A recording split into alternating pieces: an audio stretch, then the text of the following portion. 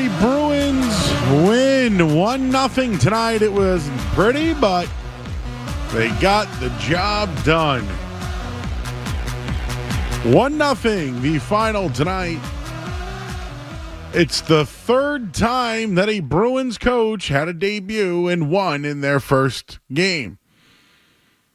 Every coach has done it. Cassidy, Montgomery, and now Joe Sacco with the win tonight. Now 1-0. The Bruins improved to 9-9 on the season. They get the win in Joe Sacco's debut as interim head coach.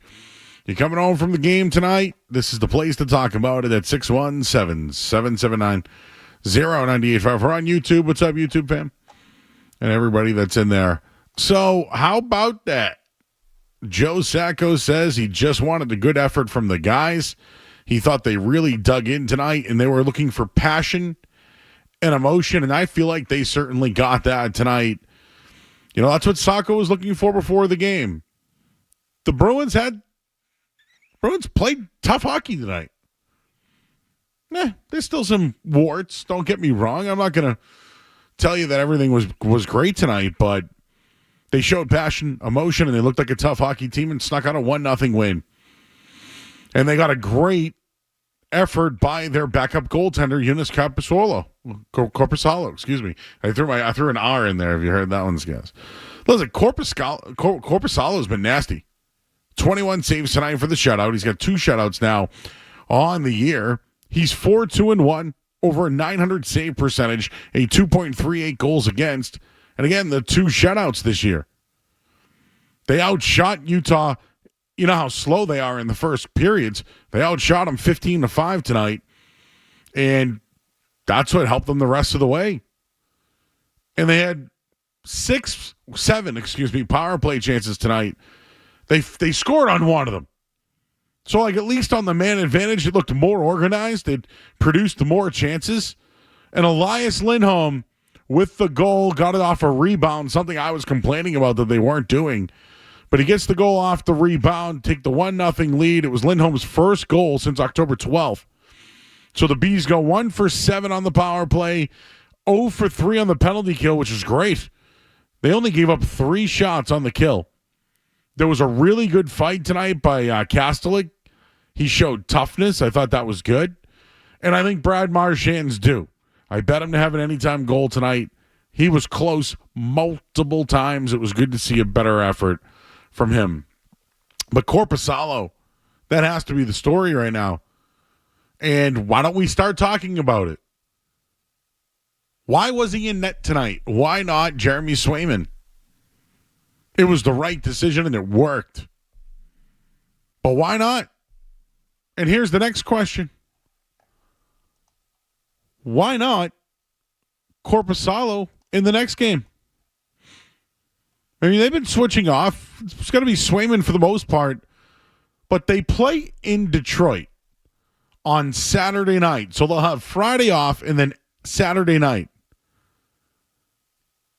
Here would be my take on it. Play Korpisalo. You still have the chance to ride them 3 in a row because you got back-to-backs versus Vancouver and New York on Wednesday. You can at least play Swayman in one of those games. So play him on Saturday, ride the hot hand. You have a chance to go back to him in 3 straight on Tuesday, go back to Swayman, and then kind of work it out. I think you can set up these next 3 games to find out who is the goalie that's going to get you back on track. I never thought it would be Korpisalo. But I think if Sacco wants to change things up a little bit and ride the hot hand, I go Korpisalo Saturday night. It's not a slight to Swayman. They could go back to him against Vancouver. There's a back-to-back situation there on Tuesday, Wednesday. They're going to need Swayman. But right now, the team needs to get back on track. They play better with Korpisalo in front of them at the moment. That's how it is. You got to ride both goaltenders, right? Wasn't that the identity of the Boston Bruins last year or the past couple of years? I know Swayman makes a lot of money. He's probably still not right from the offseason. Nobody was right from the offseason from what we heard from Don Sweeney. But a 1-0 shutout? A guy now with 2 shutouts on the year who had an offseason, who's playing pretty good hockey? You might have to go back to Corpusalo on Saturday night. You coming home from the Garden tonight? Let's line them up at 617-779-0985. And the first headline that we missed was brought to you by Drains by James, Eastern Mass's leader in drain cleaning and pipelining. Drains by James. Slow drain, clog drain. You need to contact Drains by James today at drainsbyjames.com. Coming home from the game, you want to react to it, 617-779-0985. We're also on YouTube as well. We got the football game on right now, which is in the fourth quarter. I'll tell you who's winning that game coming up in a little bit. In some news on Robert Kraft and his Hall of Fame chances for this year. We'll have all that as we're here until 11 o'clock. I'm Joe Murray. Skaz is here as well. You're listening to 98.5 The Sports Hub. More Joe Murray coming up on The Sports Hub.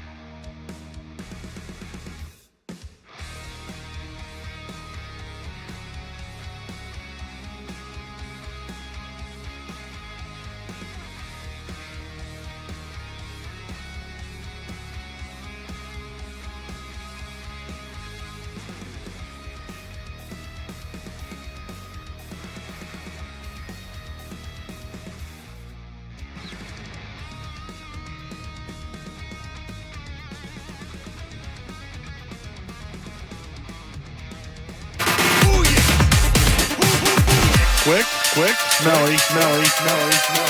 It's Joe Murray on the Sports Hub. Keller out of the far corner, a centering pass. Schmaltz with a backhand, saved by Korpisalo, reaching to cover, and he does.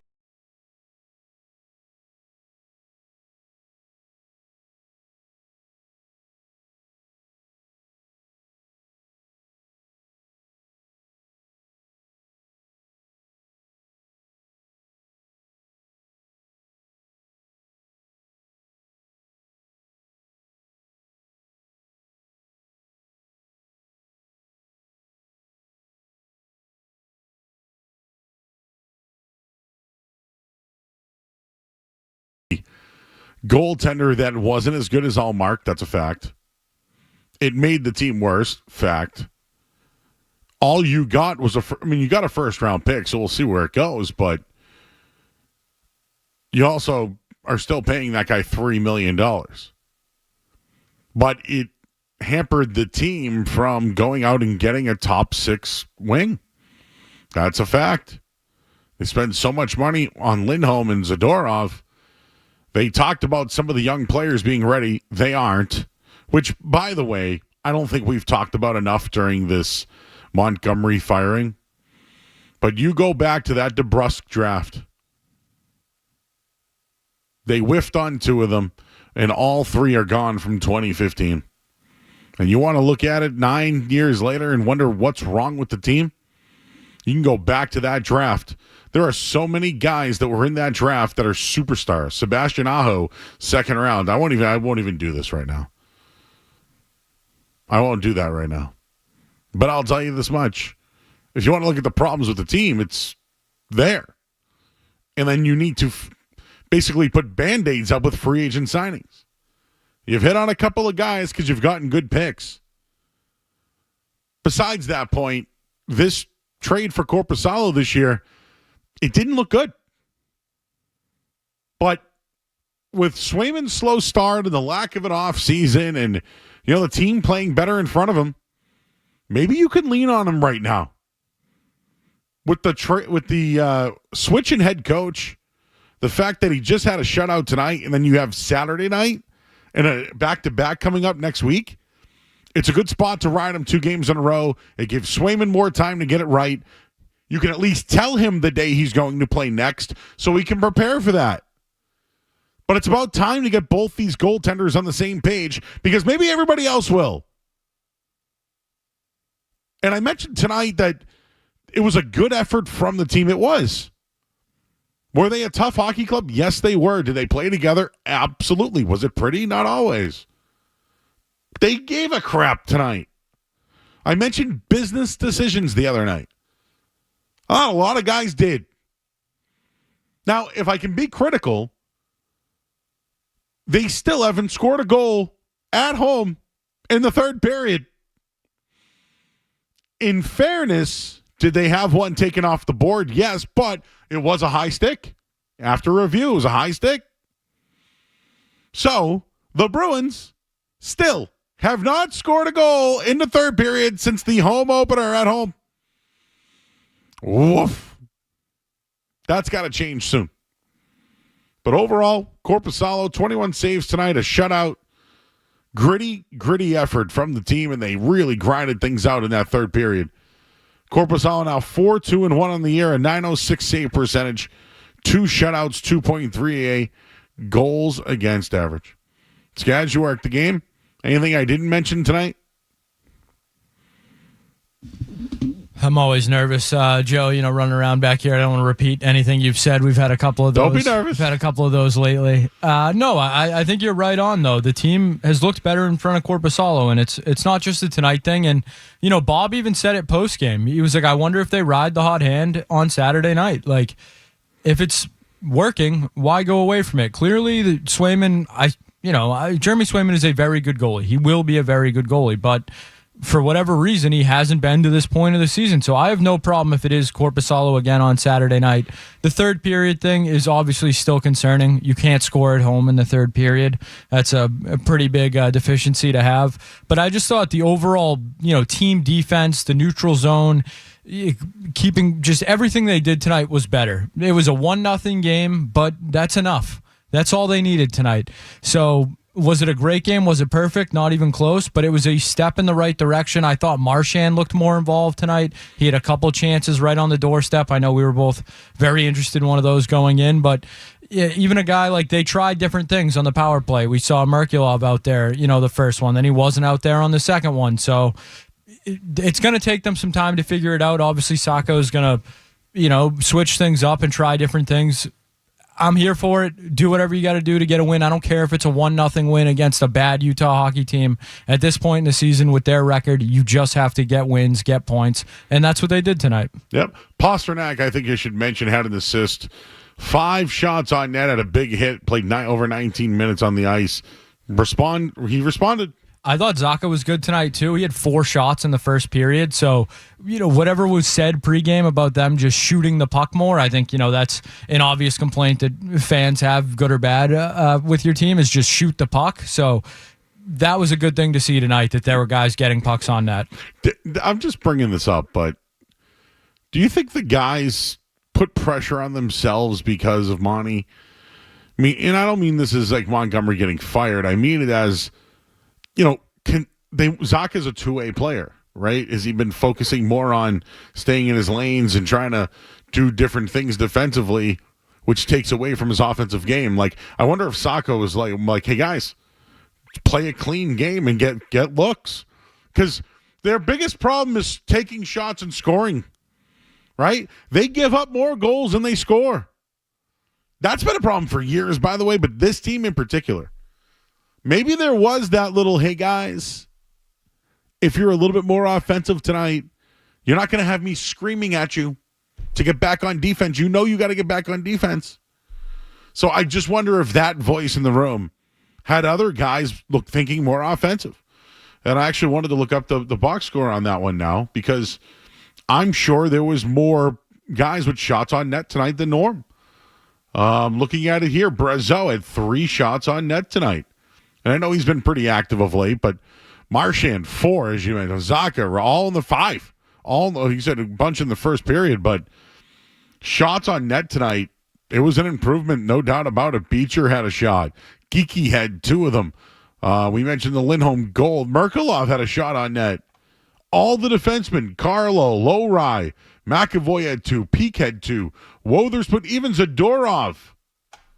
Look at the shots on net tonight, huh? Still can't score, but we'll take it. I mean, they have 9 wins. 3 of them have been because of shutouts. That's, basically 30%. You can't have 30% of your wins being shutouts. You got to score more. You're going to let in goals. It's part of the game. So steps in the right direction tonight, Joe. But yeah, they got to put the puck in the back of the net more. All right, coming home from the game, 617-779-0985. It's amazing how the Bruins lose and the callers just right through the phone lines nonstop. They hate the team, fire the coach, fire Sweeney. What's the reaction tonight? Hey, they made a good move. Maybe they should ride Korpisalo. I mean, that's my takeaway. And it's not an indictment on Swayman. You have to get on a winning streak. You got to play better. Right now, it's not who's the better goaltender or the better goaltender right now or any of that. It's the team and the way that they played. They played inspired hockey tonight. They did it in front of a goalie who pitched a shutout, who made really big saves in the third period, who is actually someone you can lean on. Not a lot of people thought that. Right now, can you lean on Jeremy Swayman? He gives up 5 goals a night. Go back to Korpisalo on Saturday. And listen, if he gets lit, you go right back to Swayman, and you got back-to-back, and they both play. They can both get it back. The schedule lines up very well for them. I'll say this. I think they're a fringe playoff team. I don't think they're good enough, personally. I don't think they're like a good hockey team. But are they in the mix? Absolutely. Can they go on a run? Yes. Can they find something to get him back on track? Maybe it's Korpisalo. Who would have thought that? 617-779-0985. Bruins win tonight 1-0. And now I'll take on Detroit on Saturday. Just trying to see if I had any notes from the game. The Kastelik fight, that was a good one. He can fight, huh? Round 2, much better than round 1. Yeah, I know. Are they friends? Like, no. No, Apparently, I think Bob looked it up. They had got a run in the first game in Utah earlier in the season. So those two, there's something. They don't like each other. There was something there. I could yeah. tell. Like it was like these two don't like each other. I wonder if like Kastelik got cut or something because of him one day. I don't know. I'm just apparently one of them took a cheap shot at the other in the first game in Utah. Oh, okay. So cheap it was shots. that one was planned, it seemed. Okay. All right, well, the Bruins are on the board if you want to talk about them. I got a bunch of Patriot stuff and bets for the weekend. And, a story came out tonight regarding Robert Kraft. We might as well tell you what that is coming up next here on 98.5 The Sports Hub. Sports Hub headlines. Bruins 1-0 winners tonight over Utah. They get the goal from Elias Lindholm.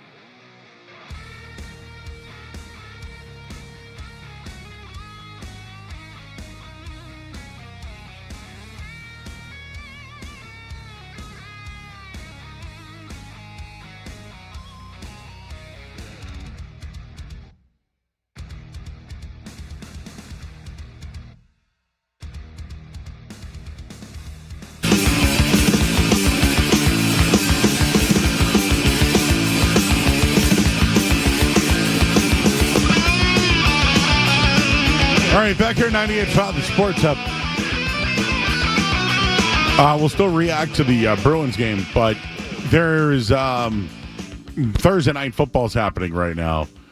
And, the game hasn't been great, but what's been awesome is the visuals. In Cleveland tonight, there's now snow on the ground. It's just started to snow, so you probably would have to wipe your car off if you went out to it. The snowflakes are pretty big. I would say there's probably an inch, maybe, but thick.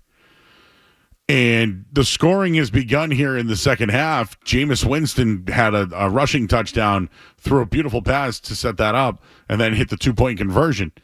Now the Steelers are working their way down the field, and a balloon ball by Russell Wilson, which I thought George Pickens was wide open personally there. But 7 minutes to go, but the visuals are absolutely outstanding in this one. And it looks like it's going to come down to the wire here. And the kicking game, I don't know if it's over now. And speaking of that, Adam Vinatieri, Hall of Fame, I actually pulled a flawless 1 of 1 Adam Vinatieri card today, but that's a story for another day.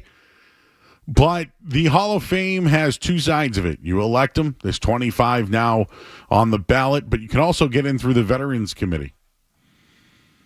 And this coming out from Adam Schefter, probably during the Bruins game, I would say. But Robert Kraft, this is the tweet, I'll tell you that. Robert Kraft, the 6-time Super Bowl winning New England Patriots owner, considered or favored for the 2025 class of the Pro Football Hall of Fame, was taken over once again by the Hall's contributor committee. And when you go to click on the story, he was passed over, okay? And if I tell you who he was passed over for, there might be an eye roll. I wonder how much people care about this. Wow, what a touchdown pass. Wow. Incredible throw by Russell Wilson in the snow. Absolutely incredible. Wow. Holy smokes. Steelers now lead 19-18, 6 minutes to go in that one, but a absolute laser in the snow. And taking a blitz head on to, is that Calvin Austin? What an incredible throw. Wow. That's a highlight right there. Who thought Russell Wilson still had that in him? Future Hall of Famer, maybe? I don't know, Joe. I don't know. I'll tell you this much, though. If he gets Pittsburgh anywhere near it, it's going to help that case. But tonight, Robert Kraft will not make the Hall of Fame. Each year, one name for the consideration of the 50 Hall voters. This year, they chose Ralph Hay. Hey, Ralph. Who? Ralph Hay. He is the co-founder of the National Football League and the owner of the Canton Bulldogs from 1918 to 1922.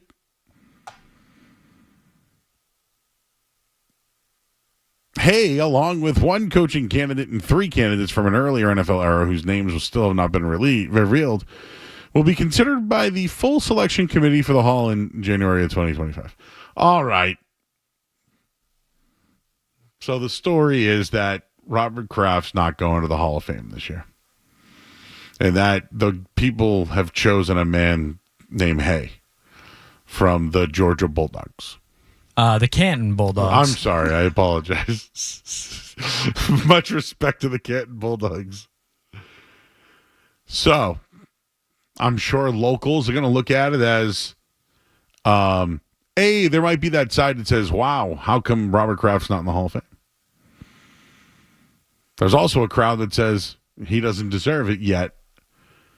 There's also the crowd that's probably like, why are owners getting in the Hall of Fame? There's probably a lot of different sides to this one. The fact is he was not voted. So next year is very interesting. Just like to set up the scenario. They made a new rule now where if you're basically an automatic Hall of Famer, you don't have to wait the 5 years anymore, especially when you're a coach. So if Bill Belichick doesn't take a job, he's eligible for the Hall of Fame next year.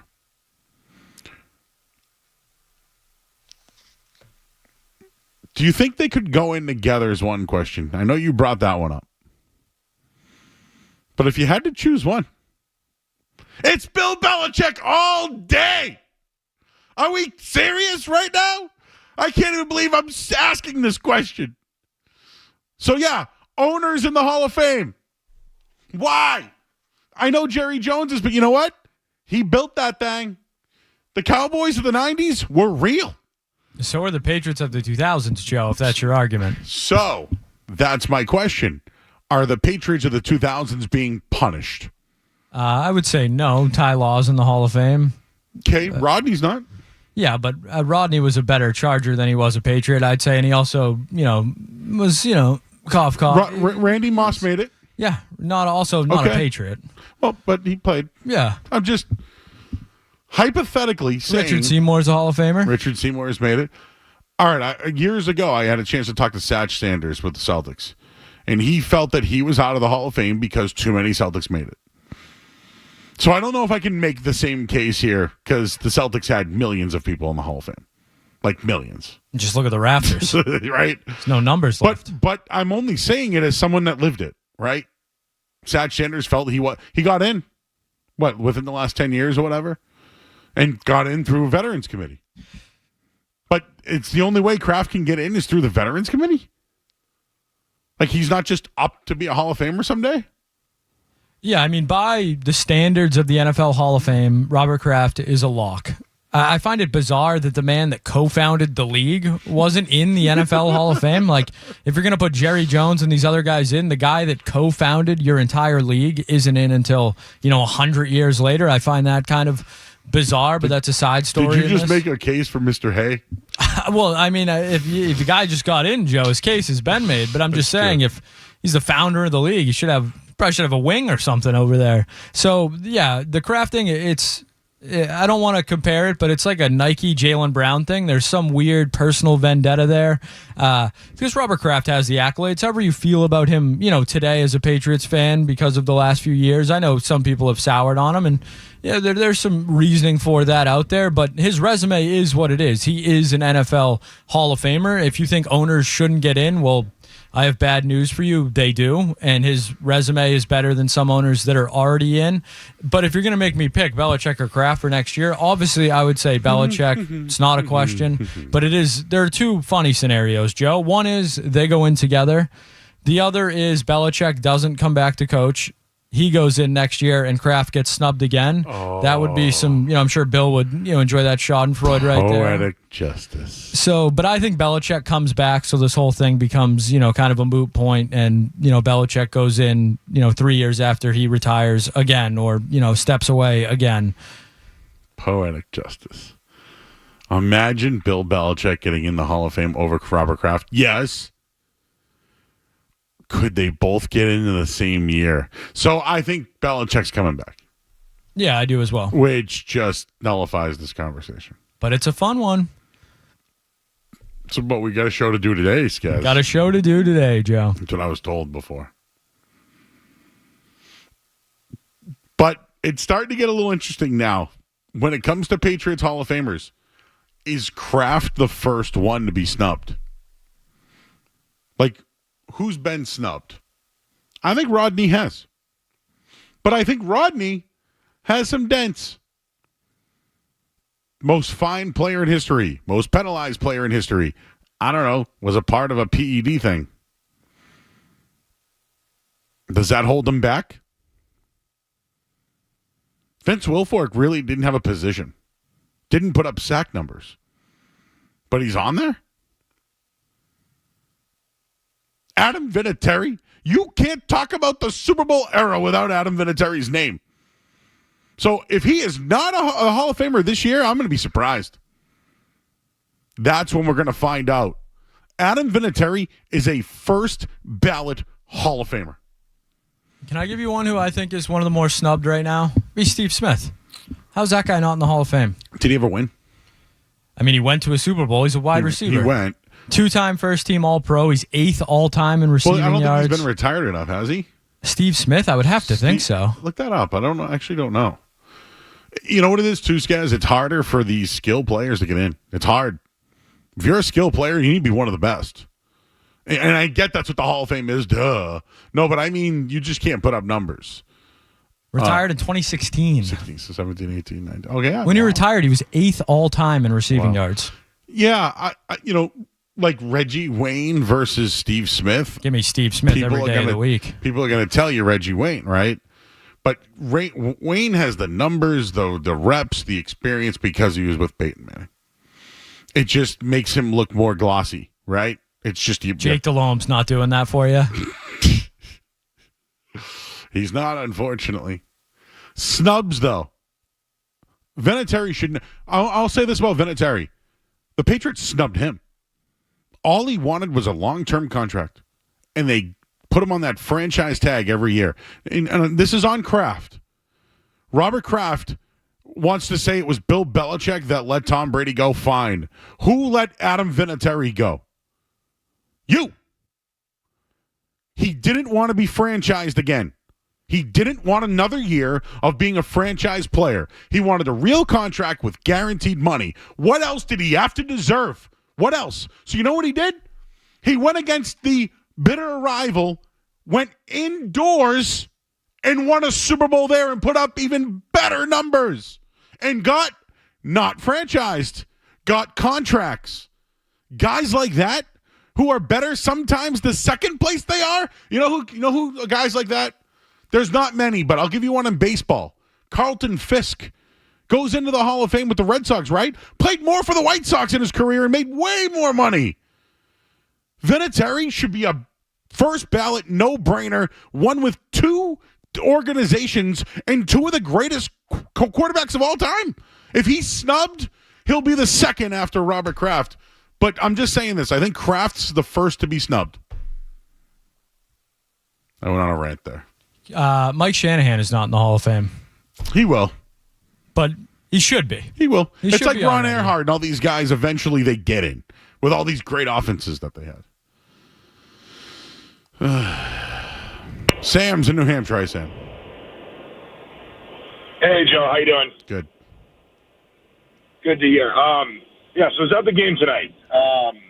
I agree with you on the points of the Bruins playing like good effort, good buzz, good tough hockey, but from a crowd perspective, totally uninspiring product on the ice. Like, you know, the 1 for 6 or 7, whatever it was, power plays, really kind of sucked the life out of the rink. I was happy they got the one. It was good to see Lindholm go, but it just sort of from a pure product on the ice perspective and like an in-game fan experience, it was just sort of like, meh. Yep, holidays are coming too, man. So people are going to get, they'll get Jazz back up. Don't worry. The team's just got to win a little bit. All right, we'll take a quick break. We'll wrap this thing up here on the other side. And I don't know, did I just get nostalgic because of the snow with Vinatieri? Is that what just happened? All I know is maybe Robert Kraft was snubbed. Maybe it's for a reason. Adam Vinatieri, there's no reason why he shouldn't be.